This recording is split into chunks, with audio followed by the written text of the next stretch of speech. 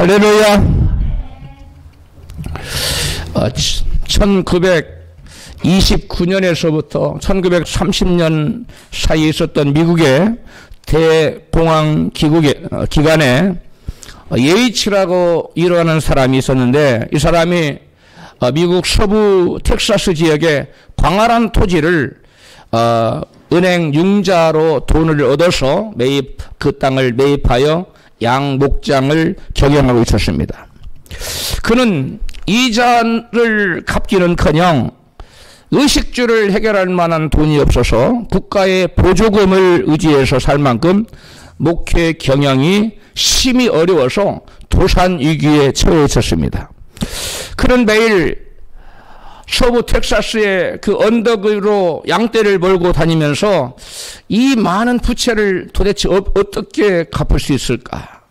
어떻게 이 목장을 잃지 않고 목장 경영을 계속할 수 있을까 하고 염려하며 살아가고 있었습니다. 그러던 어느 날 한 석유 회사 측에서 그에게 찾아왔습니다. 당신의 목장 이 밑에 땅 속에 거대한 석유가 매장되어 있는데 우리가 석유를 채굴하고 일정 비율로 이득금을 당신에게 줄 테니까 계약을 체결하자고 찾아왔습니다. 그래야 그는 자기 목장의 사용권을 그 석유회사 측에다 위임하고 배럴당 일정액을 지불받기로 하고 석유회사 측과 계약을 체결했습니다.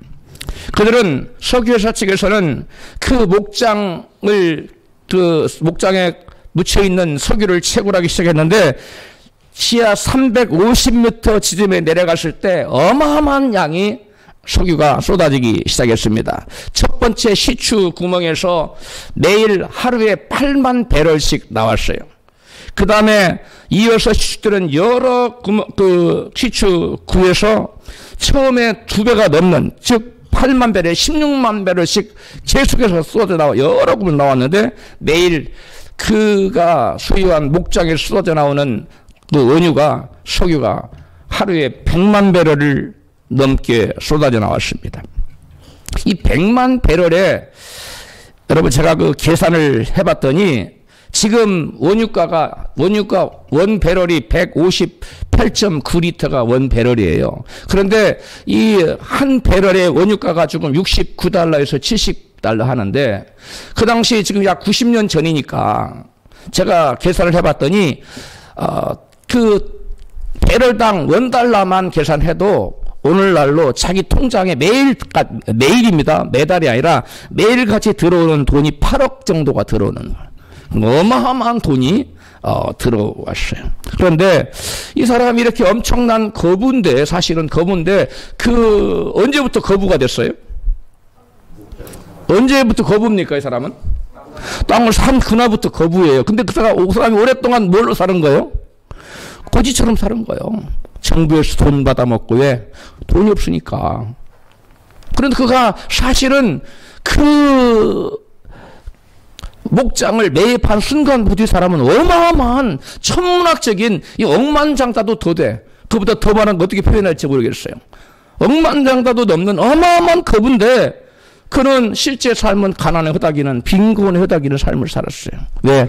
자기 목장 그 밑에 그 어마어마한 350m 밑에 어마어마한 이 석유가 매장되어 있던 것을 몰랐기 때문에, 꿈에도 생각하지 못했기 때문에 그렇습니다.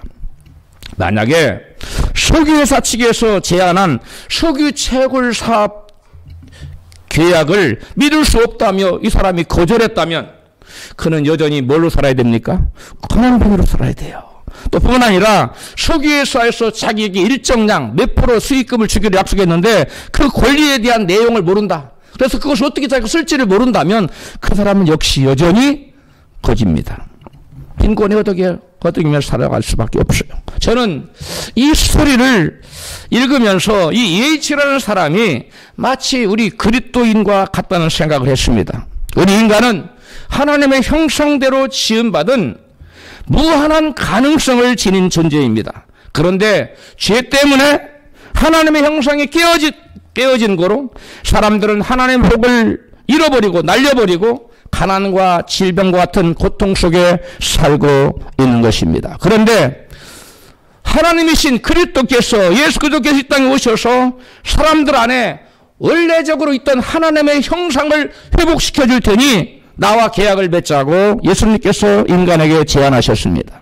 계약 조건은 예수 그리스도를 하나님으로 믿고 예수 그리스도를 인생의 주인으로 모셔드리고 예수님을 하나님으로 왕으로 섬기면 하나님의 형상을 회복시켜주고 하나님이 원래 인간에게 주었던 그 복도 회복시켜주겠다는 내용이었습니다. 마치 자기 목장에 석유가 있는 것도 모르고 또 개발 능력이 없는 빈곤한 자에게 석유회사가 개발을 해주고 석유를 채굴해주겠다고, 그래서 당신을 부자로 만들어주겠다고 하는 계약 제의와 같은 내용입니다. 석유회사를 믿고 개발 제안을 받아들여 자기 목장을 석유회사에게 위임하면 석유회사가 대신 자기를 위해서 목장을 개발해서 석유를 채굴해서 그 목장 주인을 뭘로 만들어주는 겁니까? 부자로, 어마한 부자로 만들어주는, 대신 개발해주는 거예요. 마찬가지로 일생도 예수 그리스도를 주인으로 모시고 자기를 예수 그리스도께 믿고 맡기면 그분께서 일생을 대신 개발해 주시고 책임져 주시는 것입니다. 이제 그리스도와 계약을 맺은 그리스도인은 계약 내용을 잘 알아서 그 계약 조건 내가 지킬 걸 잘 지키고 또한 내가 행사할 권리도 무엇인지 알아서 그 권리도 행사할 줄 알아야만 하는 것입니다. 목장 주인이 회사와 개발 계약을 한 후에 구체적 개발 계획에 대해서 이런저런 간섭을 한다면 목장에서 정상적으로 석유회사가 석유 채굴을 할 수 있습니까? 있겠어요? 이거 안 됩니다. 여기서 저기 가서 하세요. 엉뚱한 데 가라고 자기 마음대로 목장 주인이 알지도 못하면서 이런저런 간섭을 한다면 그 석유회사의 전문가인 석유회사는 그 사람 간섭받다가 아무 일도 못해요. 마찬가지로 우리가 우리 인생의 삶을 주님께 맡기고 우리 인생의 주인으로 예수를 모시고 예수 믿고 살기로 계약을 체결했으면 이제부터는 우리 인생을 전적으로 주님께 맡기고 그분이 인도함을 따라 살아야 될 줄을 믿습니다. 아멘. 그런데 주님과 계약을 체결하고서도 여전히 자기가 자기 인생의 주인을 노릇하면서 이렇게 주님 뜻, 주님 이렇게 하라는데 나는 이렇게 하고 하자고, 주님은 저렇게 하라는데 나는 이렇게 하고 싶다 그러고, 이렇게 하면 우리 인생을 향한 하나님의 계획, 석유회사가 목장 주인의 목장에 석유를 채굴하고자 했던 계획을 마음대로 그 목장 주인이 이런저런 간섭을 하면 그 달성할 수 없듯이 하나님께서 우리 인생을 향한 하나님 나름대로의 각자를 향한 계획이 우리가 하나님 뜻대로 살지 않고 하나님과 계약을 무시하고 하나님을 내 인생의 주인으로 모시지 않고 내 마음대로 이렇게 궁서놓고 살아버린다면, 내 인생을 스스로 주장한다면 그 인생은 하나님께서 그 인생을 향한 하나님의 계획이 도대체가 실현될 수가 없는 줄로 믿습니다. 그리스도를 내 인생의 주인으로 왕으로 영접하는 순간 우리는 하나님의 형상을 회복하게 되고 하나님의 자녀가 되는 자격, 즉 권세를 부여받습니다. 요한복음 1장 12절에 같이 읽습니다. 영접하는 자, 곧 그 이름을 믿는 자들에게는 하나님의 자녀가 되는 권세를 주었으니, 하나님의 자녀가 되는 원래로 말하는 자격을 줬다 되어 있어요. 하나님의 자녀가 되면 어떤 권세를 부여받게 된다고 말씀합니까?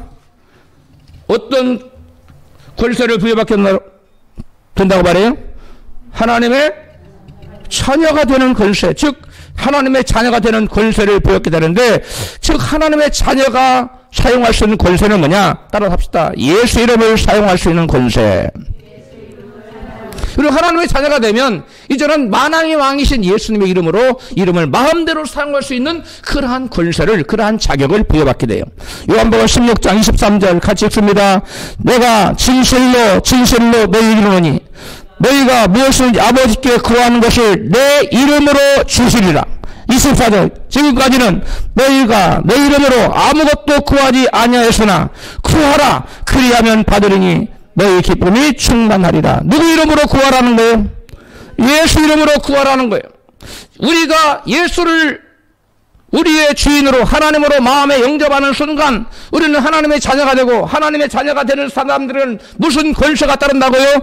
예수 이름을 마음대로 사용할 수 있는 권세를 갖게 된다는 거예요.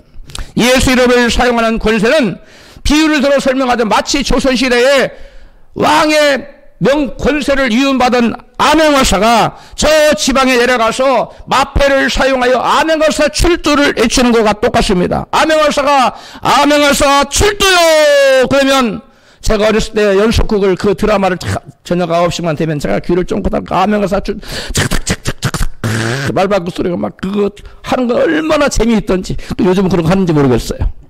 그 암행어사가 출두하면 온 산천이 떱니다. 바들바들. 에? 그 드라마 속에 막 산천이 부들부들 떨리는 게 막 들려져요. 상상이 되고. 그 암행어사가 여러분 그렇게 암행어사 출두요를 외치면 산천이 떨었던 것은 암행어사가 뭘 가지고 있었기 때문에 그래요. 왕의 권세를 사용할 수 있는, 왕의 이름을 사용할 수 있는 마패를 가지고 있었기 때문에 그렇습니다. 왕의 이름으로 그 무엇이든지 이 암행어사는 어떤 군청이나 또는 도청에 가서 그 어떤 것을 요구하면 말 100피를 내셔. 100피를 내야 돼요. 또 병거를 천성을 내시고 천성틀이 돼야 돼요. 그 다음에 군사들이 먹을 양식을 100가마니를 대시고 그러면 돼야 돼요. 왜?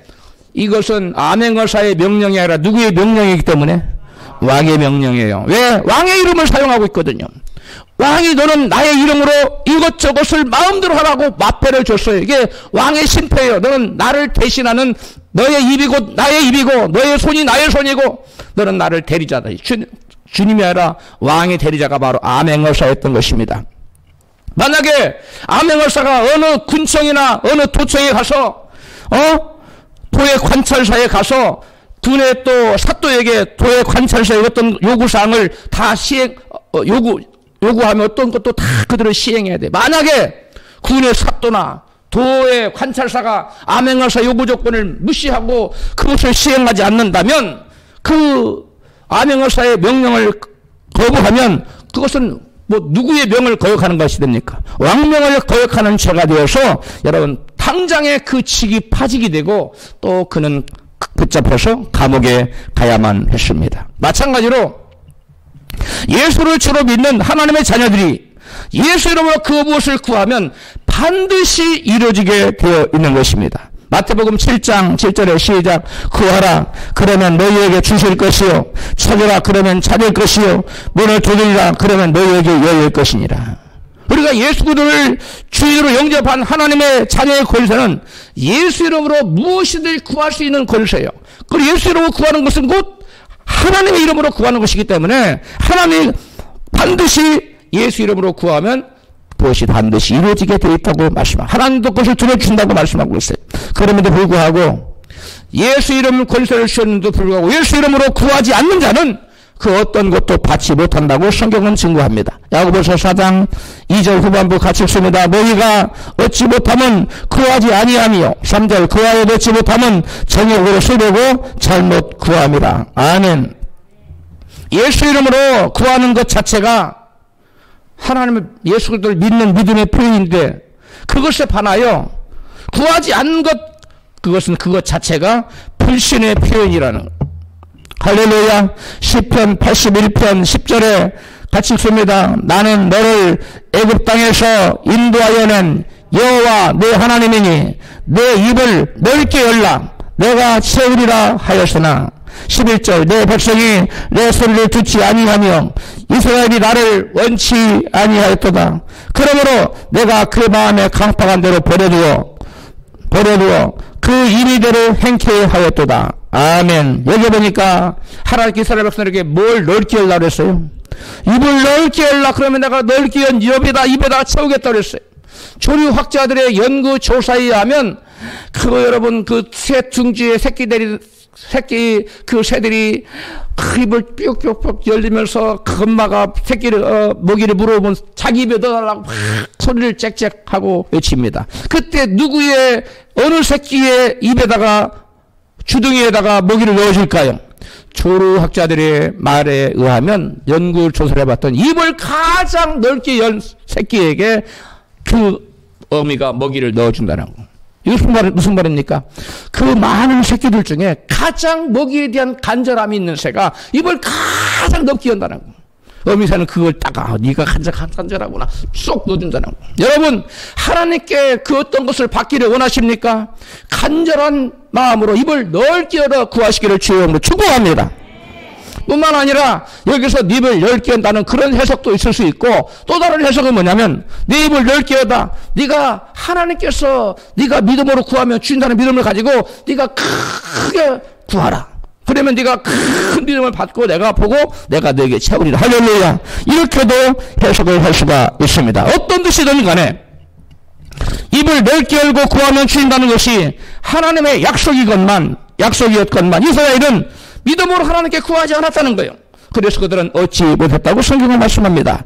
하나님의 이러한 그들의 행동을 하나님의 말씀을 듣지 않는 불순종으로 여기셨고, 또 하나님을 갈망하지도 하나님의 얼굴을 구하지도 않는 강팍한 마음으로 하나님은 여기셨다는 것. 간절함이 없는 사람, 하나님께서는 그것을 불순종으로 여기셔요. 또 간절함이 없는 마음, 하나님께서는 그러한 마음을 강팍한 마음으로 여기신다는. 우리 모두, 우리 중에 그 누구도 강팍한 마음이나 불순종이 떠나기를 주로 축복합니다. 하나님께서는 자기 운명을 바꾸고자 하는 자는 하나님을 사랑하여 하나님을 간절히 찾아야 된다고 말씀하고 있습니다. 잠언 8장 17절입니다. 시작. 나를 사랑하는 자들이 나의 사랑을 입으며 나를 간절히 찾는 자가 나를 만날 것이니라. 아무리 출신이 미천하고 가진 게 없고 배운 게 없고 내세울 게 없는 사람도 하나님을 만나면 그 인생이 운명이 바꾸는 줄로 믿습니다. 성경은 아무리 이러한 미천한 사람들이 하나님을 간절히 찾아 하나님 만남으로 운명을 바꾼 사람들의 이야기로 가득합니다. 이루 헤아릴 수 없는 많은 사람들이 하나님의 이름을 간절히 찾고 주님의 얼굴을 간절히 구하여 하나님을 만남으로 그 인생 역전이 나타났다고, 인생의 운명이 바뀌었다고 성경은 수없이 우리에게 증거하고 있습니다. 그 중에서도 특히 사회적 약자였던, 그래서 사회로부터 외면받고 무시받고 냉대받았던 여자로서 사사가 되었던 드보라의 생애를 우리가 함께 조명해 보고자 합니다. 먼저 여자인 드보라가 어떻게 민족의 최고 지도자인 사사가 되기까지 자신의 운명을 바꾸었는가 하는 것입니다. 사사시대 여성은 사회적 약자였습니다. 물리적 힘이 남자를 당할 수 없을 뿐만 아니라 경제적으로도 돈벌이를 할 수 없는, 그래서 남자에게 종속된 삶을 살아갈 수밖에 없었어요. 시집가기 전에는 남자인 아버지에게, 결혼해서는 남자인 남편에게, 남편이 죽고 나면 아들인 남자에게, 이렇게 새 남자에게 종속해서 살아갈 수밖에 없는 것이 당시의 여성들의 사회적 지위였습니다.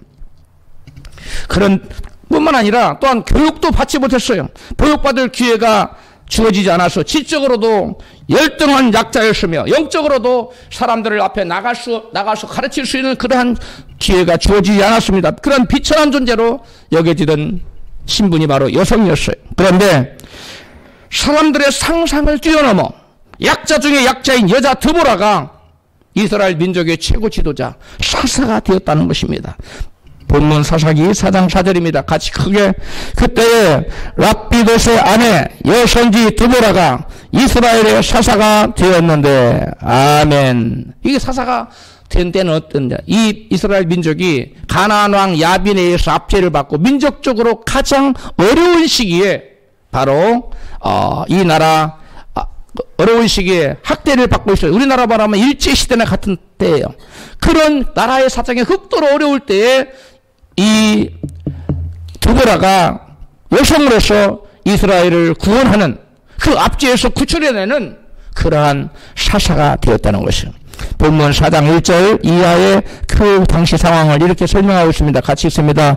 에웃의 죽은 후에 이스라엘 자손이 또 여호와의 목전에 악을 행하며 여호와께서 하솔에 도읍한 가나안 왕 야빈의 손에 그들을 파셨는데, 그 군대 장관은 이방 하롯셋에 거하는 시스라요 야빈왕은 철병거 900성이 있어서 20년 동안 이스라엘 자손을 심히 학대한 거로 이스라엘 자손이 여호와께 부르짖었더라. 아멘.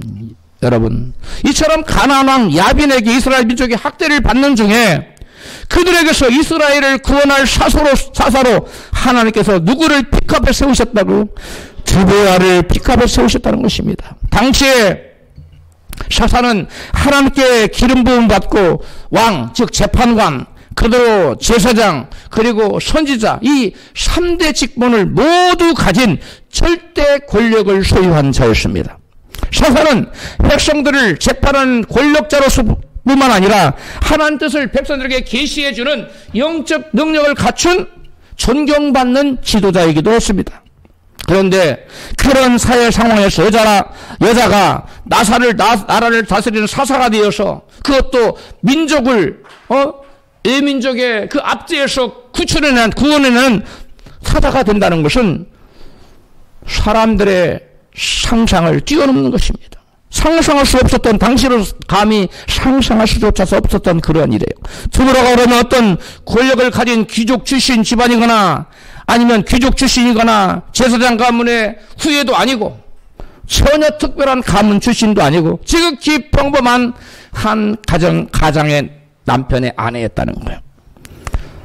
성경 본문은 드보라를 지극히 평범한 사람 랍비돗의 아내로 서술함으로써 성경은 드보라가 아주 평범한, 지극히 평범한 여자 중에 하나였다고 우리에게 소개하고 있어요. 남편 랍비돗이라는 이름은 랍비돗 그 자신을 소개하기 위해서가 아니라 드보라를 서술하기 위해서 딱 한 번 나오는 무명의 사람이에요. 랍비돗. 여러분 잘 모르잖아요. 설교를 들으니까 랍비돗에 사는 사람이 있구나. 이게 드보라의 남편이에요. 드보라를 설명하기 위해서 랍비돗이 한 번 나와요. 그러니까 이 드보라 남편은 다 어떤 사람이다? 지극히 평범한 사람이에요. normal people이에요. normal. 지극히 평범한 사람 중에 하나였어요. 그런데 그런 지극히 평범한 사람이 이스라엘 민족이 뛰어나서 이스라엘 백성들을 재판하고 관할하고 통치하고 다스리는 왕이 됐거나 왕의 신분 재판관으로서 할 뿐만 아니라 그들을 여세의 압제에서 가나안 왕 하빈의 손에서 시스라 군대장관 압제에 있던 이스라엘 백성들을 구원해내서 이스라엘 독립시켰다는 거예요. 할렐루야. 여러분, 이 엄청난 놀라운 변화는 여러분 운명을 바꿔도 이렇게 바꿀 수가 있어요. 여러분 운명이 바뀌어도 이렇게 미천한 자리에서 이렇게 위대한 자리로 올라갈 수 있습니까? 여러분, 이처럼 지극히 평범한 사람 드보라가 어떻게 이렇게 파격적으로 사사로 떠오를 수 있었던지 본문은 그 원인을 이렇게 말씀하고 있습니다. 본문 사사야라네. 사사기 4장 5절 시작. 그는 에브라임 산지 라마와 베델 사이 드보라의 종려나무 아래 거하였고 이스라엘 자손은 그에게 나아가 재판을 받더라. 여러분, 성경 기자는 그 무슨 까닭으로 성경에 아주 많이 나오는 이 종려나무는 다른 게 아닙니다. 야자수나무를 종려나무라고 그래요. 영어로는 팜출입니다. 이 종려나무를 그냥 종려나무라고 기술하지 않고 본문에 무슨 종려나무라고 표현하고 있습니까? 드보라의 종려나무. 신기하잖아요. 그냥 그 많은 나무 중에 하나인 이 종려나무를 그냥 종려나무 아래에 있지 않고 드보라의 종려나무라고 표현하고 있어요. 그 까닭이 무엇일까요? 우리가 분명한 것은 이 종려나무가 다른 종려나무와 다른 특별한 나무가 아니라 이스라엘에 흔한 이런 종려나무 중에 하나라는 거예요. 이 부산에 갔더니 해남에 갔더니 이 종려나무가 있더라고요. 이 남쪽 지방에는 우리나라에도 남쪽 지방에 있는가 봐요. 근데 이스라엘에 이 종려나무가 굉장히 흔했어요. 그런데 그 나무에 이 성경 기자는 그냥 종려나무라고 하면 될 것 가지고 뭐라고 표현하고 있다고요? 드보라의 종려나무라고 이름 붙였어요. 그 까닭이 뭐냐? 그 나무가 특별해서일까요? 아니에요. 특별한 나무가라서 아니라 바로 드보라 때문에 드보라의 종려나무라고 했다는 거예요. 그 이스라엘 민족은 이 나무 밑에서 특별한 일을 했어요. 이스라엘 민족이 대부분 나무 밑에서 한 일은 뭐냐? 하나님의 말씀을 강론했어요. 또 나무 밑에서 이스라엘 백성은 주로 뭐 했느냐? 하나님의 말씀을 묵상했어요. 또 이스라엘 백성 나무 밑에 주로 보냐 여호와 하나님께 무릎 꿇고 나무 밑에서 앉아서 기도했어요. 그것이 성경에 예수님과 나다나엘 대화 속에 나타납니다. 요한복음 1장 48절입니다. 시작. 나다나엘이 가로되 어떻게 나를 아시나이까? 예수께 대답하여 가라사대 빌립이 너를 부르기 전에 네가 무화과 나무 아래 있을 때에 보았노라. 나다나엘이 대답하되 랍비여 당신은 하나님의 아들이시요 당신은 이스라엘의 임금이로소이다. 예수께서 대답하여 가라사대 내가 너를 무화과 나무 아래에서 보았다 하므로 믿느냐? 이보다 더 큰 일을 보리라. 아멘. 예수님께서 나다나엘 네가 무화과 나무 있을 때 내가 아래 있는 걸 내가 너를 보았다 이렇게 말씀하자 나사렛으로 무슨 선한 것이 있었냐? 메시아가 왔다. 나사렛 예수가 바로 성경에 말한 메시아다. 그렇게 전도를 하니까 무슨 나사렛에서 선한 것이 나겠느냐? 무슨 나사렛에서 메시아가 나? 말도 안 되는 소리 말어. 메시아는 베들레헴에서 나게 돼 있어. 이렇게 외치던 나다나엘이 예수님께 와서 내가 너를 무화과 나무 아래에 있을 때 너를 보았다. 네 속에 간사한 것이 없도다. 나를 어떻게 랍비여 나를 아십니까? 네가 무화과 나무 아래에 있을 때 내가 보았어. 그러니까 나다나엘이 깜짝 놀라면서 말하는 것이 뭐라고 대답합니까? 주는 하나님의 아들이시요 당신은 하나님의 아들이시요 당신은 이스라엘 임금이라고 딱 대답을 합니다. 즉 뭐예요? 성경에 예언된 메시아라는 거예요. 성경에 약속된 여러분 구세주라는 거예요. 하나님의 아들이라는 거예요. 유대인의 왕으로 오신 그 메시아가 바로 당신이라고 대답합니다. 어떻게 이렇게 나다니엘은 확신하고 대답을 할 수 있었을까요? 아마 모르긴 몰라도 나다니엘은 그 무화과 나무 아래에서 이런 기도를 했을 것입니다. 하나님, 저로 하여금 마음이 이랬다 저랬다는 마음이 간사한 사람 되지 않고 마음이 요동치 않는 마음이 정직한 사람이 되게 하여 주시옵소서. 이런 기도를 간절히 하는 것을 주님께서 들으시고 바로 네가 무화과 나무 아래에서 이런 기도를 했지 않느냐 하고서 한마디를 딱 할 때 나다나엘이 아하 나의 기도를 바로 들으시는 분이 바로 이 메시아 하나님이신 예수님이시구나. 할렐루야. 그러고서 바로 당신은 하나님의 아들이시요 당신은 오실 유대인의 왕이라고 이스라엘의 왕이라고 말하고 있는 것입니다. 드보라가 종려나무 아래에서 얼마나 자주 얼마나 오랫동안 기도했던지 그 별명이 무슨 나무가 되어버렸어요? 드보라의 종려나무로 바뀌어버렸다는 것이에요. 성경 기록자는 드보라는 말씀과 기도에 헌신되어 하나님과 동역하는 사람이었다는 것을 독자들에게 말하고 싶어서 그냥 종려나무라고 하면 될 걸 가지고 무슨 종려나무라고? 드보라의 종려나무라고 기록했다는 것입니다.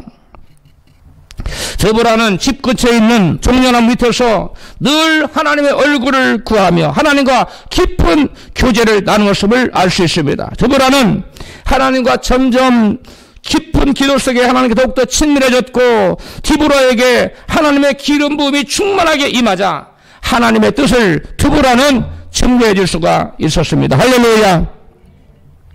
드보라는 하나님께 받은 말씀을 주변 사람들에게 전해 주었고 그 말씀으로 사람들의 문제는 하나둘씩 해결되기 시작했습니다.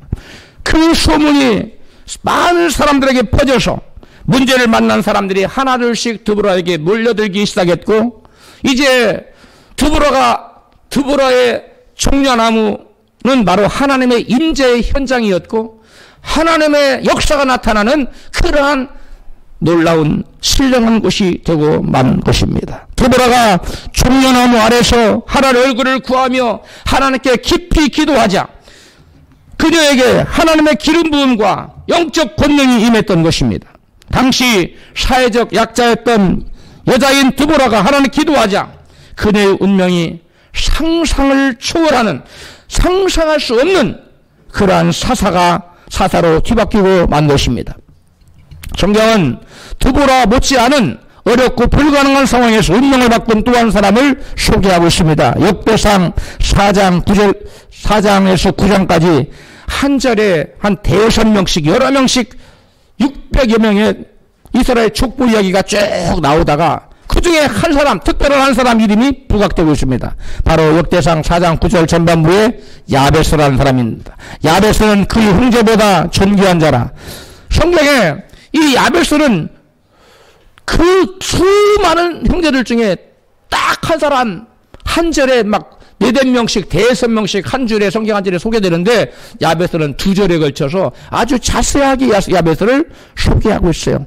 네, 야베스는 그 많은 형들 중에 어떤 자다? 가장 존귀한 자라는 거예요. 그런데 야베스는 존귀한 자가 될 만한 그런 환경이나 가문에서 태어난 것이 아니라 보통 사람의 삶을 살아가기도 힘든 어려운 환경에서 태어났다고 성경은 소개하고 있어요. 역대상 4장 9절에 같이 읽어요. 그 어미가 이름하여 야베스라 하였으니 이는 내가 수고로이 낳았다 함이더라.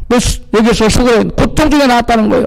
야베스라는 이름은 고통의 아들이라는 이름인데 그런 이름을 어머니가 지어주었다는 것은 그의 미래가 얼마나 암울할 수밖에 없다는 것을 암시하고 있는 것입니다. 그럼에도 불구하고 야베스는 자신의 운명을 극복하고 형제들보다 존귀한 자가 될 수 있었던 이유를 성경은 이같이 말합니다. 역대상 4장 10절입니다. 시작. 야베스가 이스라엘 하나님께 아뢰어 가로되 원컨대 주께서 내게 복의 복을 더하사 나의 지경을 넓히시고 주의 손으로 나를 도우사 나로 환난을 벗어나 근심이 없게 하옵소서 하였더니 하나님이 그 구하는 것을 허락하셨더라. 아멘. 야베스가 하나님께 뭐 했다고요? 아뢰었다. 아뢰었다. 이 아뢰었다가 뭐냐? 히브리 언어로 카라라는 단어예요. 카라라는 단어는 부르짖다는 뜻이에요. 울부짖다는 뜻이에요. 영어로는 cry out이에요. 그러니까 이 보통 기도를 하나님께 드린 것이 아니라 부르짖으면서 간절히 입을 넓게 열고 간절한 소망을 가지고 여호와의 것을 구하며 부르짖어 기도했다는 것입니다. 하나님을 찾되 어떻게 찾았어요? 간절히 찾았다. 나를 간절히 찾는 자가 나를 뭐하리라? 만나리라. 이 야베스가 하나님을 입을 넓게 열고 간절한 마음을 가지고 부르짖으며 간절히 찾았더니 하나님이 야베스를 만나주셔서 그를 이스라엘 그 수많은 사람들 중에 무한 자로 존귀한 자로 세우셨다는 거. 할렐루야.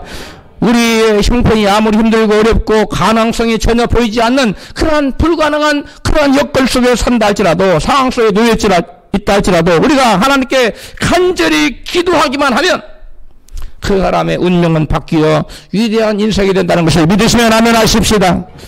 뿐만 아니라 고통스럽고 절망적인 상황에서 운명을 바꾼 또 한 사람을 성경은 소개하고 있습니다. 사무엘상 1장에 보면 아들을 낳지 못해 마음이 괴로워서 하나님께 간절히 기도하는 한 여인의 장면이 나옵니다. 사무엘상 1장 10절입니다. 한나가 마음이 괴로워서 여호와께 기도하고 통곡하며 소원하여 가로되 만군의 여호와여 만일 주의 여종의 고통을 돌아보시고 나를 기억하사 주의 여종을 잊지 아니하시고 주의 여종에게 아들을 주시면 내가 그의 평생에 그를 여호와께 드리고 삭도를 그의 머리에 대지 아니하겠나이다. 아멘. 하나님께서 한나의 이 간절한 기도, 소원한 기도를 들으시고 아들을 주셨는데 그가 나중에 그 낳은 아이가 누굽니까? 사무엘인데 그가 장차 이스라엘의 사사가 되지 않습니까?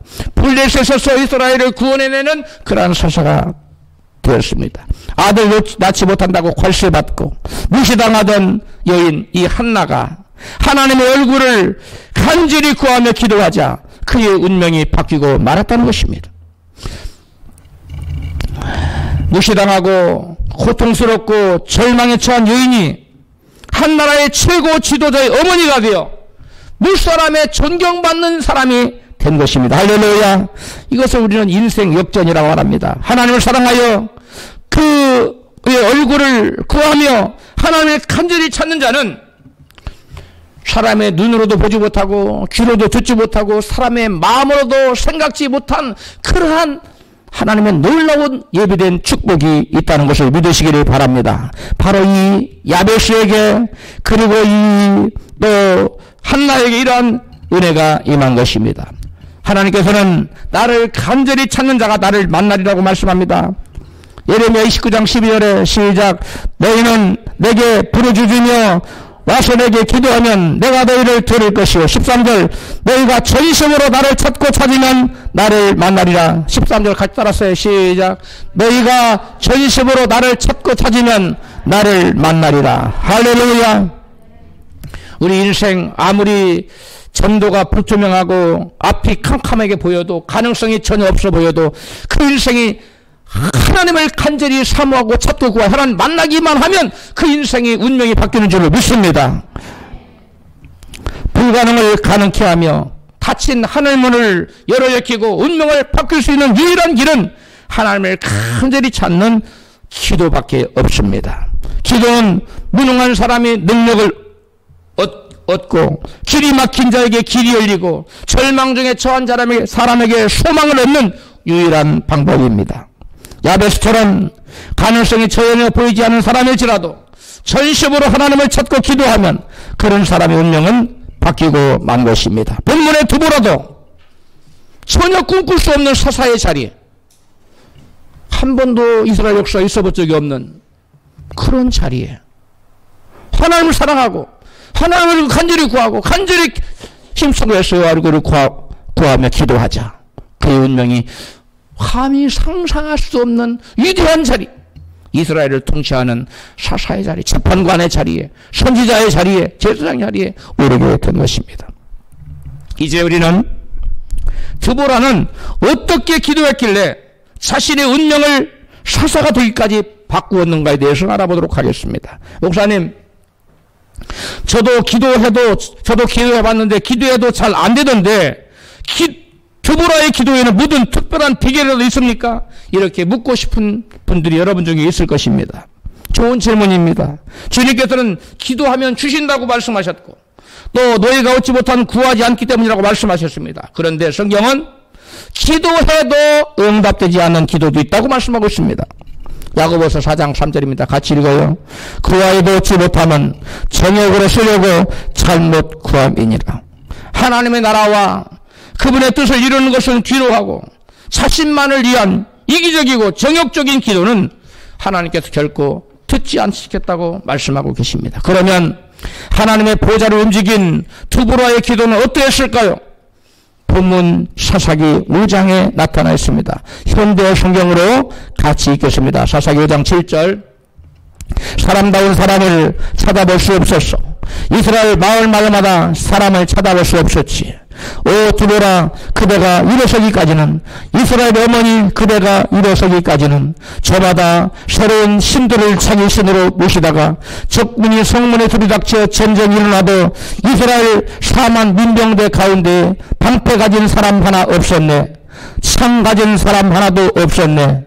나서서 싸우려고 무기 가진 자 눈 씻고 보아도 찾을 수 없었지. 현대 성경에 드보라가 일어서기까지, 드보라가 분연히 일어나기까지, 이스라엘의 전쟁이 일어나도 적군이 쳐들어와도 방패를 가지고 방어를 하고자 하거나 무기를 가지고 나가서 맞서 싸우려고 하는 자가 단 한 사람도 눈 씻고 찾아봐도 없었다는 거예요. 그렇다면 드보라가 일어나서 창과 칼과 같은 무기를 가지고 나가서 이방의 적군과 싸웠다는 것입니까?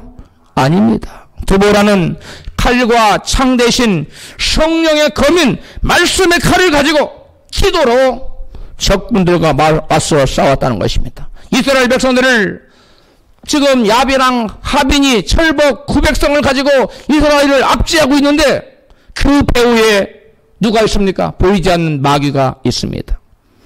그래서 눈에 보이는 모든 것은 보이지 않는 것으로 말미암았던 것을 이 영적인 사람, 기도의 사람 드보라는 깨닫고 이 이스라엘을 압제하는 악한 마귀의 사슬을 풀어버리기 위해서, 적군 악한 마귀의 영적인 군대를 무너뜨리기 위해서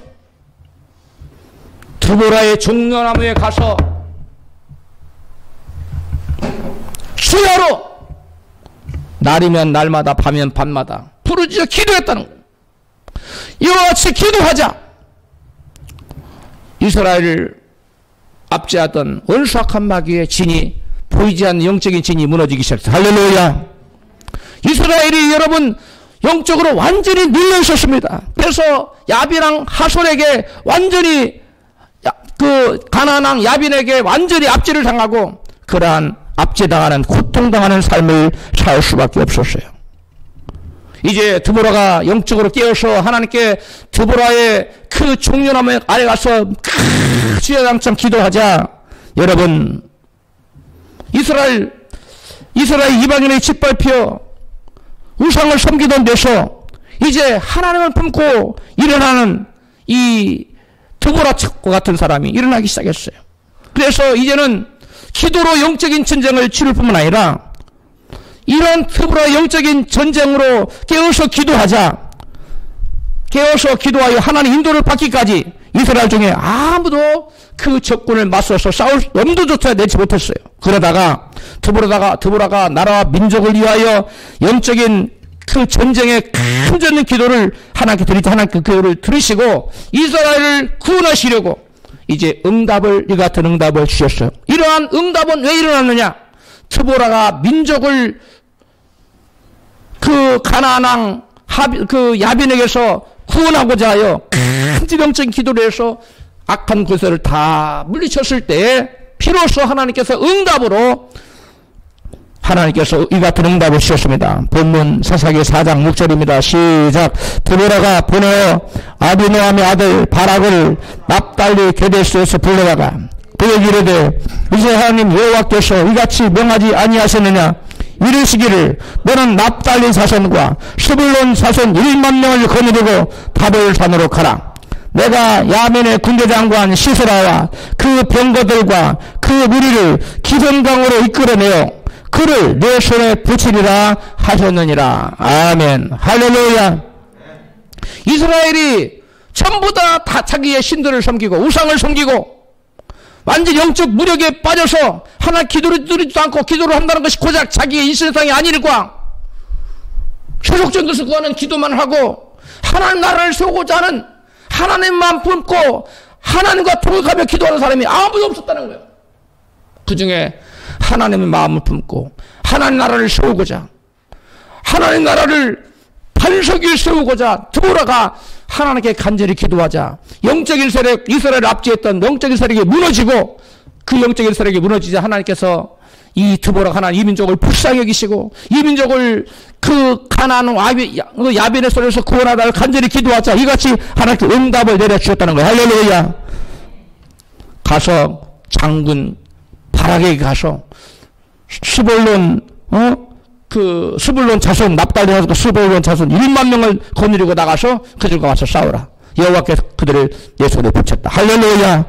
여러분, 드보라가 기도로 깨어있어서 영적 전쟁을 수행하자 원수 앞에서 무력하던 여러 지파가 이제는 전쟁에 합류하여 적군을 물리쳤어요. 이전에는 아무도 나서지 않았다 그랬죠.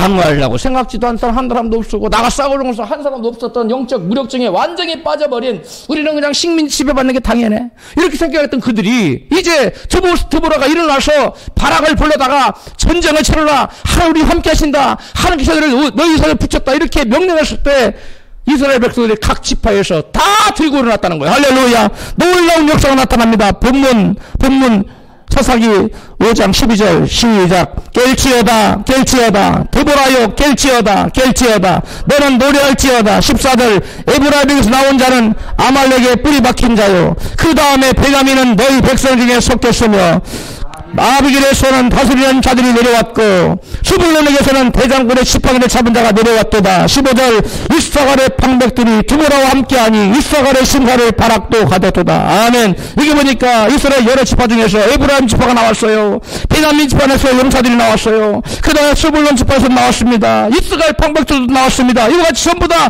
드보라와 함께했어요. 방백들이.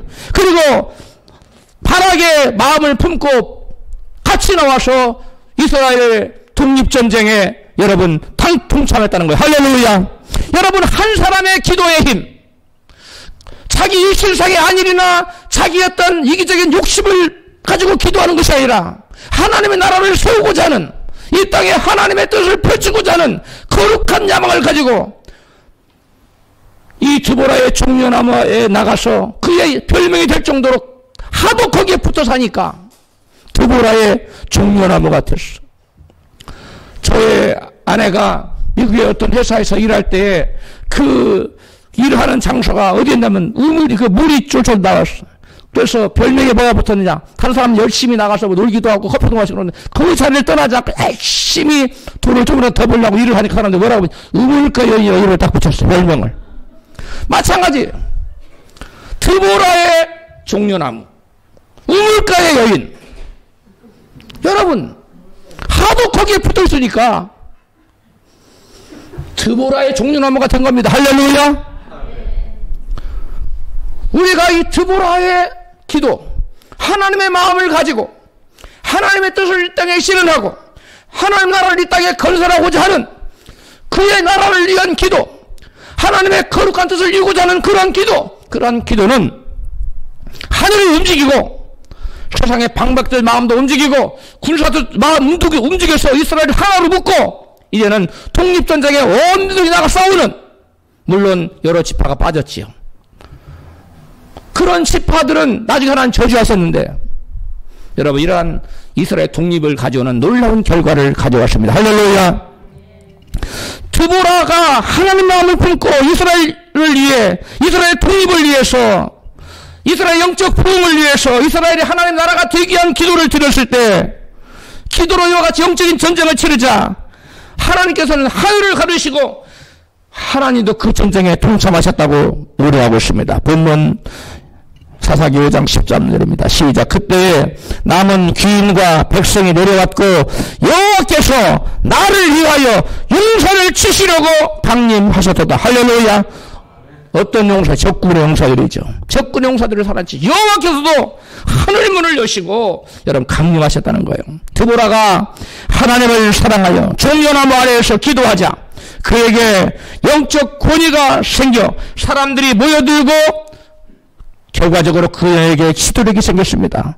사사기 4장 8절 본문이죠. 시작. 바락이 이르되 만일 당신이 나와 함께 가면 내가 가려니와 만일 당신이 나와 함께 가지 아니하면 나도 가지 아니하겠노라 하니. 이 바락이라는 장수는 쫄장부가 아닙니다. 굉장히 뛰어난 장수였는데도 왜? 하나님 인정하는 장수였어요. 가서 바락을 데려와다. 이 나라를 독립시키려 바락이 필요하니까 가서 바락을 데려다가 장군을 삼고 적군을 물리쳐라. 이 대단한 하나님 인정하시는 장수였어요. 그런 하나님께 인정하시는 그런 장수였는데도 불구하고 전쟁터에 드보라가 함께 가지 아니하면 난 안 갈래요.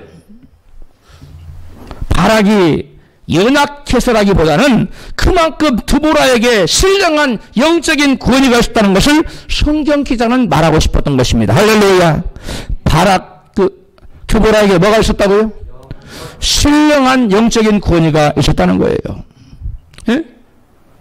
그래서 그 당시에 그 나라의 그 최고의 장수조차도 이 여선지 사사 드보라 앞에서는 고개를 90도로 숙이고, 이 마이크 때문에 90도로 안 숙여지는데 이렇게 숙이고, 그 권위를 인정할 정도로 사사 드보라의 영적 권위가 뭐였다는 거예요? 뛰어났다는 거예요. 영적으로 대단한 그런 권위를 가지고 있었다는 거예요. 우리가 아무리 연약해도 드보라처럼 하나님의 동역자가 되어 하나님 뜻대로 전심으로 하나님 나라를 위해서 기도하면 세상이 감당할 수 없는, 세상이 감히 그를 어찌할 수, 함부로 할 수 없는 영적인 권위가 보여주는 줄 믿습니다. 당시 사회적 약자인 여자 드보라가 하나님을 사랑하여 전심으로 하나님 나라를 위하여 기도하자 세상이 감당치 못할 영적 권위가 부어진 것입니다. 우리 모든 성도들 그러한 영적인 권위가 부어지기를 주 이름으로 축원합니다.